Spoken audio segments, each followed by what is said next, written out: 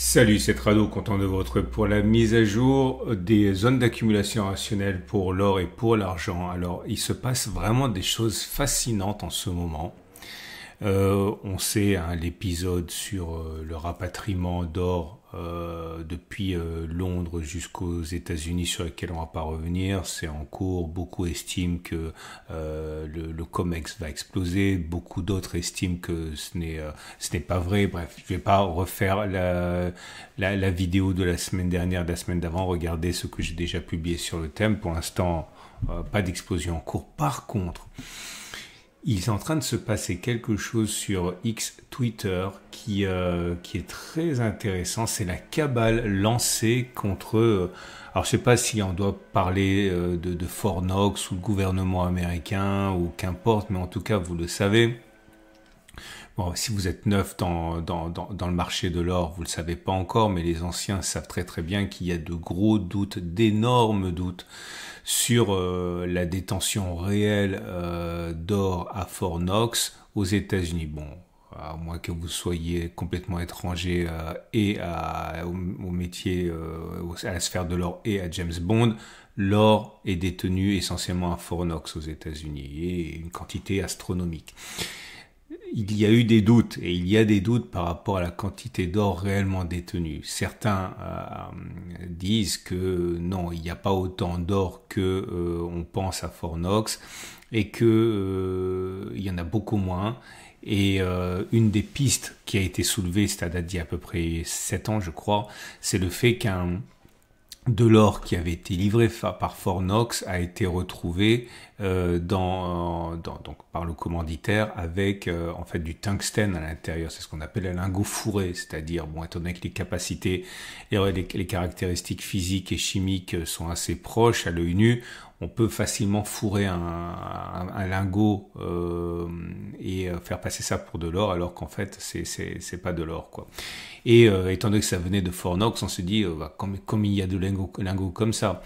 Et donc au-delà de la grande question qui se pose par rapport à ça, qui est très importante, eh bien c'est Elon Musk lui-même qui a relayé ça.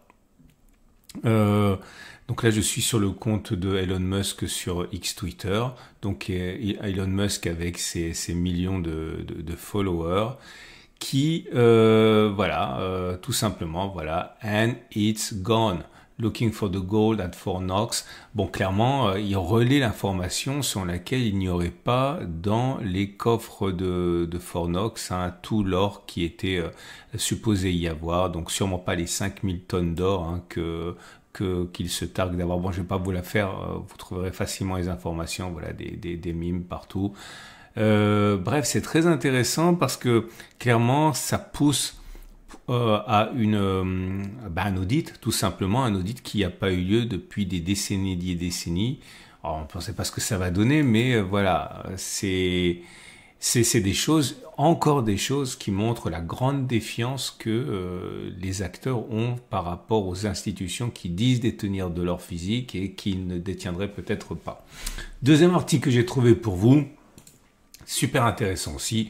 Alors, si vous êtes des habitués de l'or, vous découvrirez rien, mais si vous êtes nouveau, eh bien, vous découvrirez peut-être que, eh bien, selon l'Institut d'émission de Perth, alors l'Institut d'émission de Perth, c'est ce qu'on appelle nous la monnaie de Paris, ok. C'est eux qui émettent l'or, sauf que bon, c'est une autre taille, puisque vous savez que l'Australie est un des plus grands producteurs d'or, donc c'est énorme et c'est très suivi.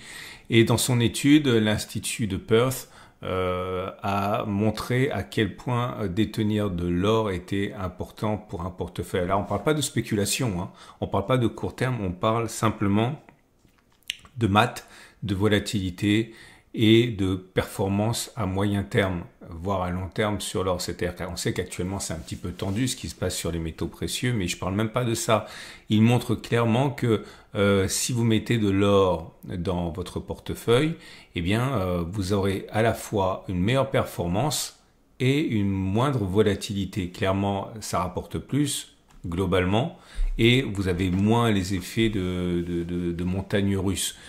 Par exemple, si on prend l'étude la plus ancienne sur 20 ans, c'est mieux sur 20 ans, puisque bon, on peut pas, c'est pas anecdotique, hein, entre ne pas avoir d'or et avoir 5% d'or, simplement 5%, hein, voilà, la performance, elle est augmentée, 6,5 contre 6,4. Vous allez dire, ouais, bah, c'est pas énorme. Oui, c'est pas énorme, sauf que vous avez aussi beaucoup moins de volatilité, donc vous avez beaucoup moins peur.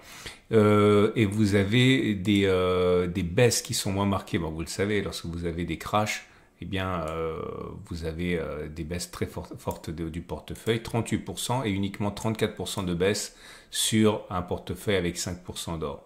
Alors vous allez dire, c'est pas énorme, mais c'est colossal. C'est colossal parce que ça, c'est sur 20 ans. Ça nous ramène donc à 2005, hein. Et ça ne tient même pas compte, hein, de la période où enfin, on aurait pu tenir compte de ce qui s'est passé au début des années 2000, ça aurait été encore mieux puisqu'on aurait pris le crash en plus de 2001 avec la forte hausse de 2000. Donc en fait, ça c'est pas très flatteur 2020, 2025. Enfin, 25 ans, ça aurait été beaucoup plus. 30 ans aussi, hein. Enfin bon, bref. Et si on prend la période récente, 5 ans, eh bien, vous voyez la différence, 4,60 contre 5, 20 contre 18, 37 contre 43. Bref, dans toutes les séquences de temps comme ça, il faut avoir de l'or pour avoir à la fois une meilleure perf et moins de volatilité et moins de drawdown, c'est-à-dire moins de baisse, hein, maximale. Regardez ça, c'est intéressant. Bon, c'est pas nouveau, hein, on l'a fait déjà pour le dollar américain. Et là, c'est fait pour le dollar australien, okay, qui est une bourse dynamique, hein. Voilà, on va passer maintenant aux zones d'accumulation rationnelle. Avant ça, je vous rappelle que vous paierez moins cher votre or si vous passez par mon site.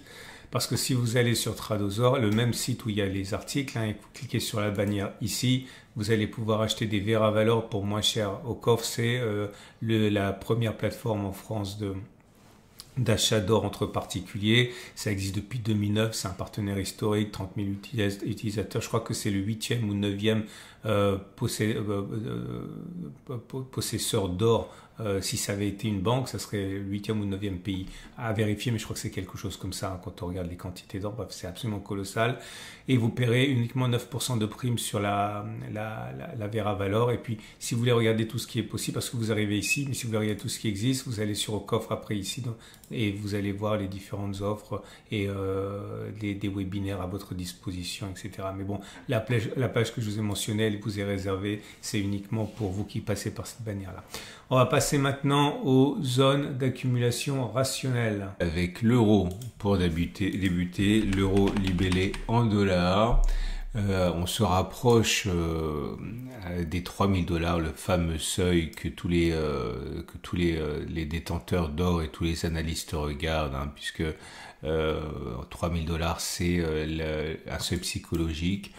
On connaît un ralentissement évident, hein, depuis une semaine, ici plus d'une semaine. Les cours renaclent un petit peu à passer, mais rien ne laisse montrer une impossibilité d'aller chercher les 3000 $, bien au contraire.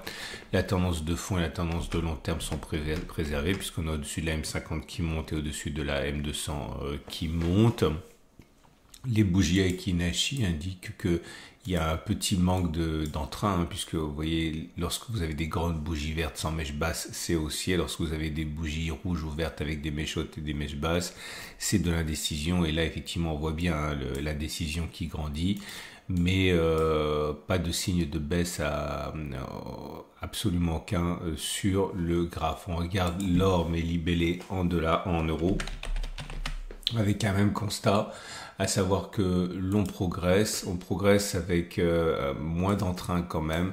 La consolidation à laquelle on a assisté il y a une semaine, hein, elle laisse plus de place au doute, hein, par rapport à la capacité à monter. Je vous rappelle que on en reparlera le cas échéant, mais si une baisse devait se mettre en place, la zone d'accumulation rationnelle pour moi serait 26,33, 25,97 pour l'or libellé en euros, et j'ai oublié d'en parler. Pour l'or libellé en dollars, la zone d'accumulation rationnelle serait très éloignée. On parle ici de 26,50, 25,80.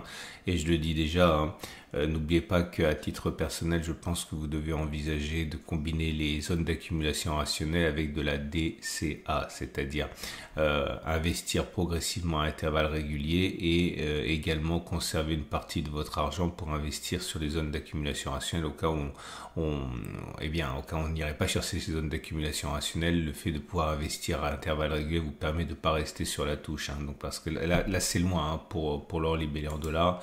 Attendre une zone d'accumulation rationnelle, ce serait attendre une baisse de plus de 10%. Aucune garantie qu'on le fasse, hein. Mais en tout cas, pour l'or libellé en euros, je viens de le dire, c'est plus proche. Ok, il faudrait descendre uniquement de 7% pour aller la chercher, mais c'est prématuré, hein, d'envisager un tel scénario, hein. On passe à l'argent libellé en euros. La zone d'accumulation rationnelle la plus proche, c'est celle qu'on a sollicitée, c'était en février ici, fin janvier. C'est 28,27,4 dans une tendance de fond qui est haussière, une tendance de long terme qui est haussière également.